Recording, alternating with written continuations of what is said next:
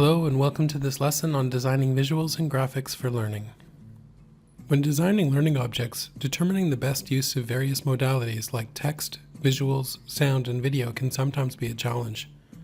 Regardless of what you're designing, you'll likely need to incorporate visuals and graphics to help convey an idea, organize content, or support learners in other ways. This session is specifically about why and how visuals and graphics should be included in the design process. So by the end of this lesson, you should be able to describe the various functions of visuals used for learning, plan and justify the use of various visuals in your instructional design products, give examples of common graphic organizers that support learning and assessment, and complete common tasks in programs like Photoshop and PowerPoint. Not all instructional designers need to be adept with creating and manipulating graphics. With larger projects, often there is a graphic designer hired to complete many of the tasks outlined in this lesson. However, it's important for instructional designers to recognize when and how visuals can make their products more pedagogically effective so they can direct graphic specialists. In classroom settings and for smaller projects and teams, however, the task of graphic design will likely fall on the person making the curriculum, so knowing some basics will help your work look much more professional. Secondly, it's important to note that although this lesson assumes that visuals are beneficial to instructional design, they do come at a cost.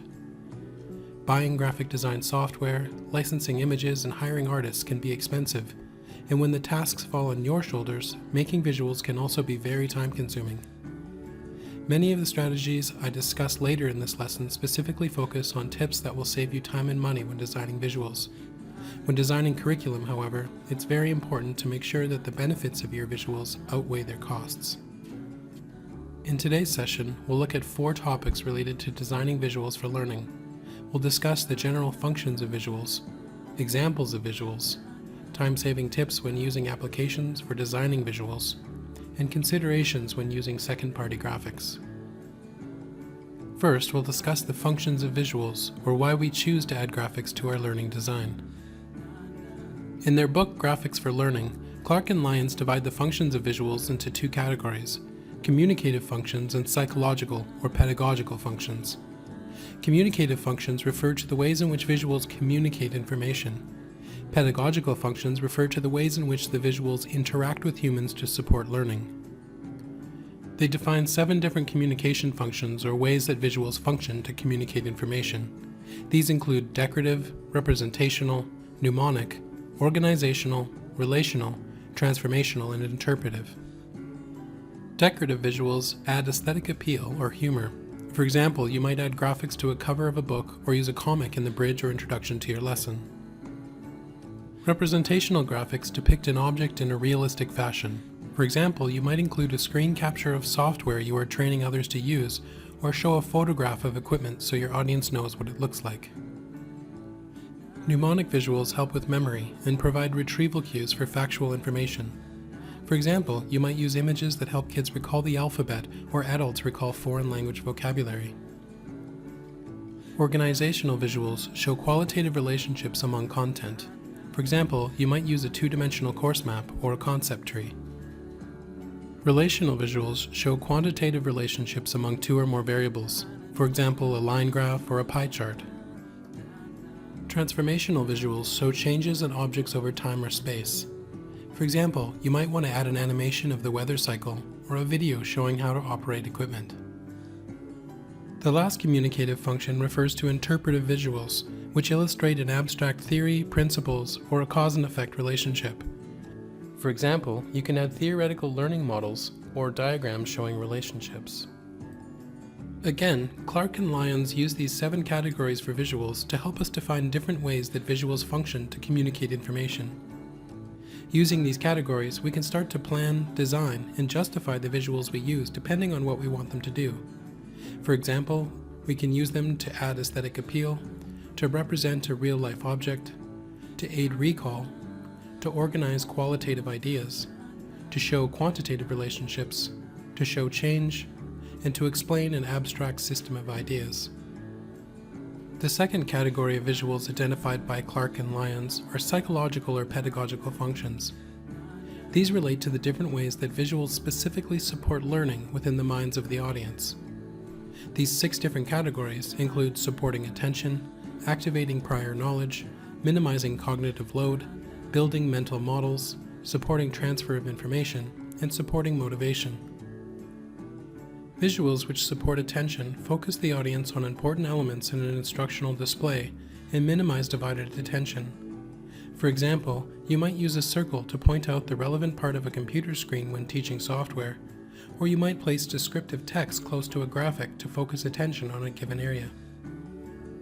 Visuals which activate prior knowledge engage existing mental models to support the acquisition of new content. For example, you might use a visual analogy between new content and familiar knowledge, like maybe using a photo of a butterfly when teaching transformational learning. Or you might show a graphic that provides an overview of how new content connects with previously taught content. Visuals which minimize cognitive load reduce extraneous mental work imposed on working memory during learning. For example, you might choose to use line or vector art rather than a raster photograph to simplify an idea, or you might choose to use fewer decorative graphics and more meaningful and relevant ones. Visuals which build mental models help learners construct new long-term memories that support understanding. For example, you might use a visual that illustrates a system of related ideas or stages, like maybe a diagram demonstrating ecosystem dynamics between animals and the environment. Or you might use a visual simulation to build cause and effect mental models, like maybe visuals of how various racket motions produce different shots in tennis. Lastly, visuals which support motivation make material more interesting while not reducing learning. For example, you might include a graphic that makes the relevance of content obvious to a job, or you might include an organizing visual that clarifies the structure of the material. After reading about all of these functions for visuals, it was difficult for me to make sense of them and clearly see the differences between them. What makes them confusing is that it's not immediately clear why there are two different categories, and several of the functions in these two categories obviously overlap. To make sense of these functions, our model of communications that we discussed in a prior lesson might be useful. For example, you might find it useful to relate the communication functions of visuals to the coding stage in the communications process. Communication functions focus on how we code the information and ideas in our visuals. For example, the aesthetic choices like colors we choose, the content choices like the concepts we choose, and the organizational choices like how we relate and connect ideas, show change, and so on. The pedagogical functions alternatively focus on how we hope the visuals will impact our audience's internal learning process after the visuals are seen. For example, how visuals help them connect new ideas to prior knowledge, construct mental models, and so on. Although there are many functions that may sometimes seem to overlap, when using these categories we can start to make better decisions about how and why we include visuals in our learning design. We can start to look critically at our curriculum to find places where visuals will add to our ability to communicate and teach, and we can also look critically at the design of visuals themselves to see if they can be more effective at the different functions they might play. We're now going to shift our focus to some example graphics that illustrate how visuals can be tools for instruction and assessment. Graphic organizer is a term used by educators to refer to diagrams that help them organize ideas when they are teaching. There are books and books of different graphic organizers, but in this session we'll look at some which are very common, including the Venn diagram and T-chart, fishbone diagram, mind map, concept map, process diagram, and hierarchy diagram. You've likely seen many Venn diagrams before. These are two or more overlapping circles which show similarities and differences in related concepts.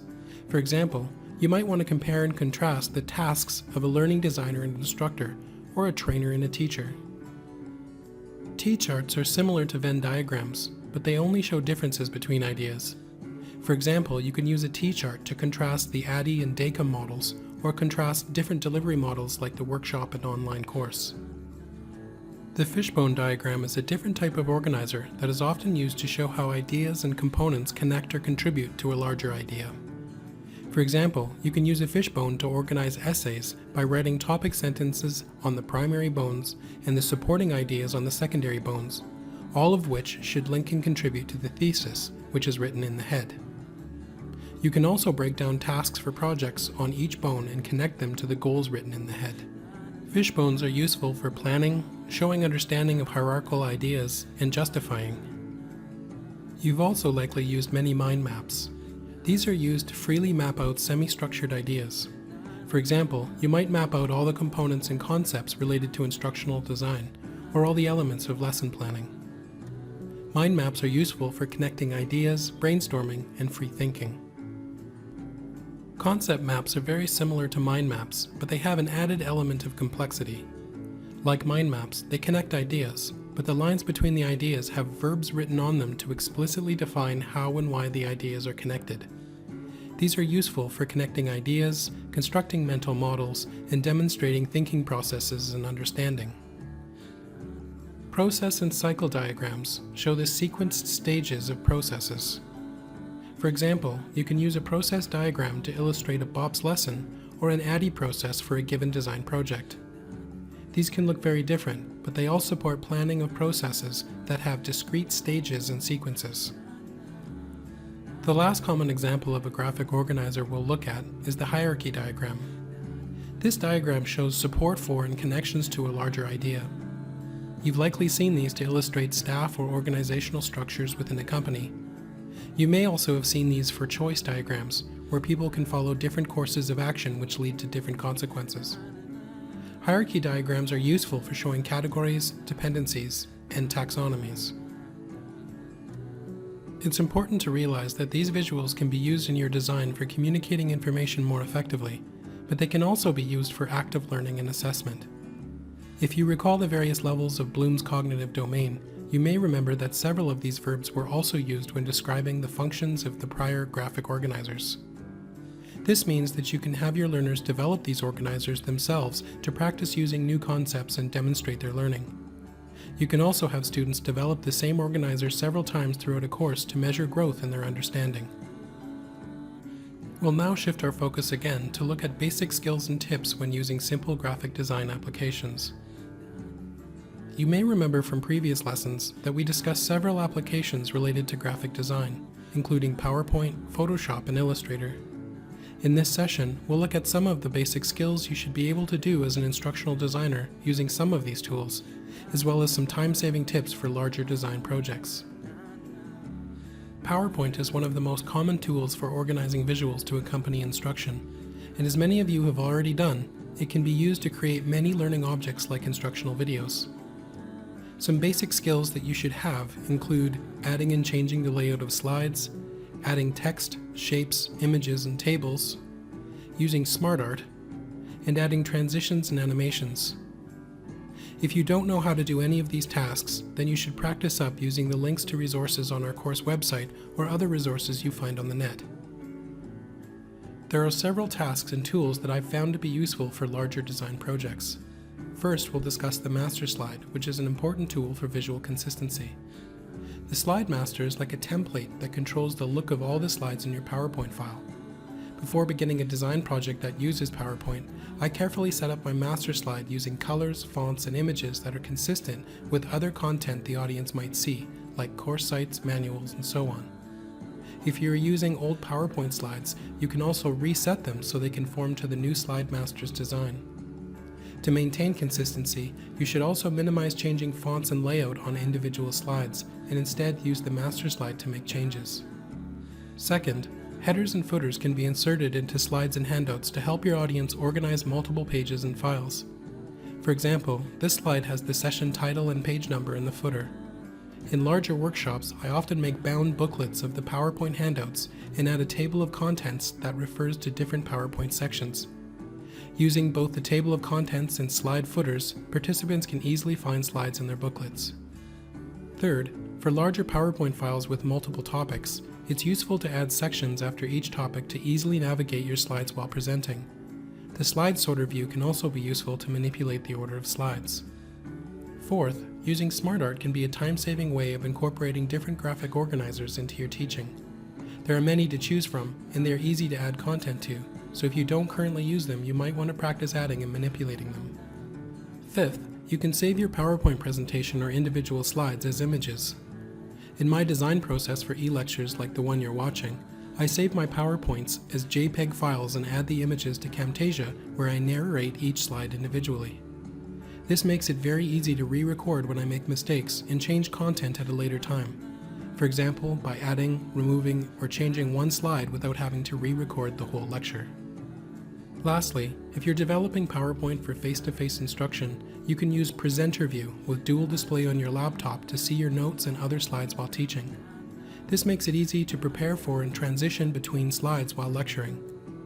As well, another important tool for face-to-face delivery of PowerPoint is a wireless device for navigating the presentation.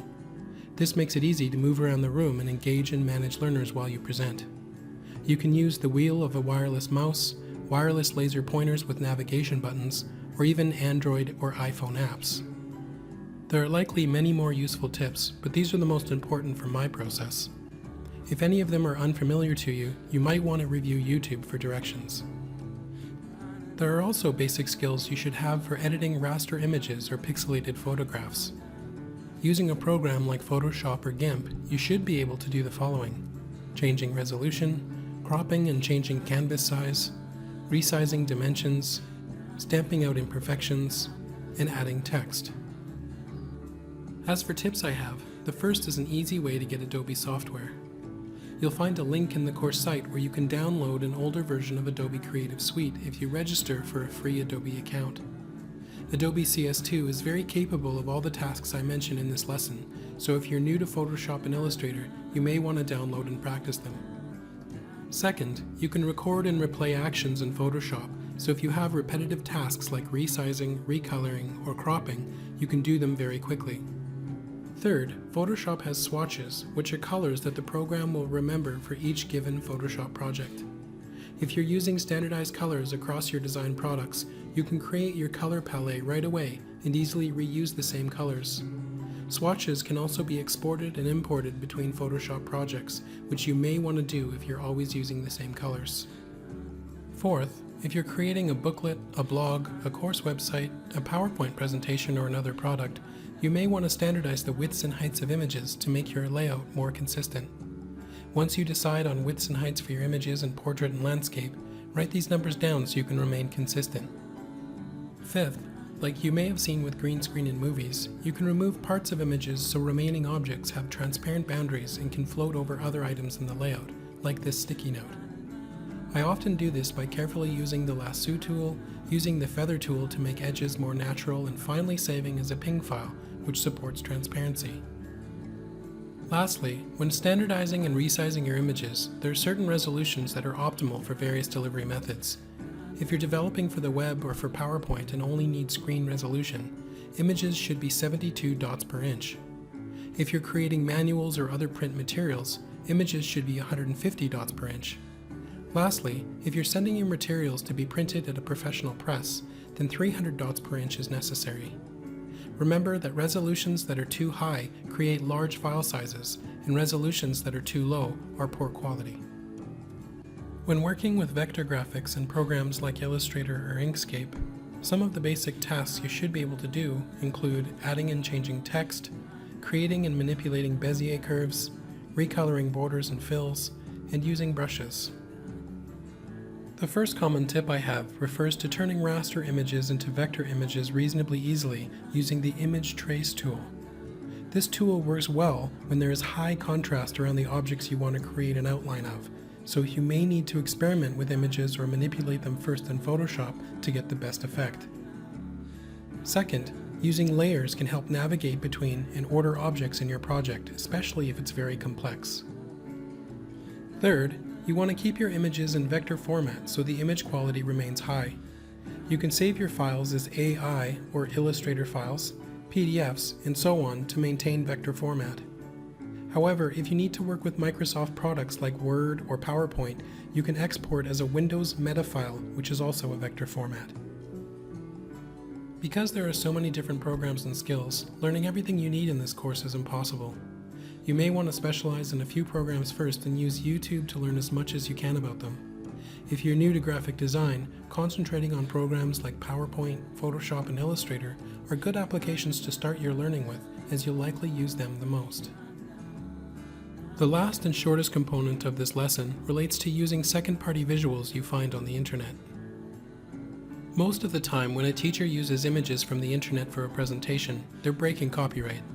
As instructional designers, however, we need to be much more careful of copyright issues because we are creating new products that are often published online or through other delivery methods. As a general rule, you should not be reusing content from the internet without permission from the author unless the content is purchased for reuse. I know this is very restrictive, but if you are designing for legitimate organizations, you should be careful as breaking copyright can cost them money and make you look unprofessional. There is, however, lots of content on the web that you can use freely without copyright concerns.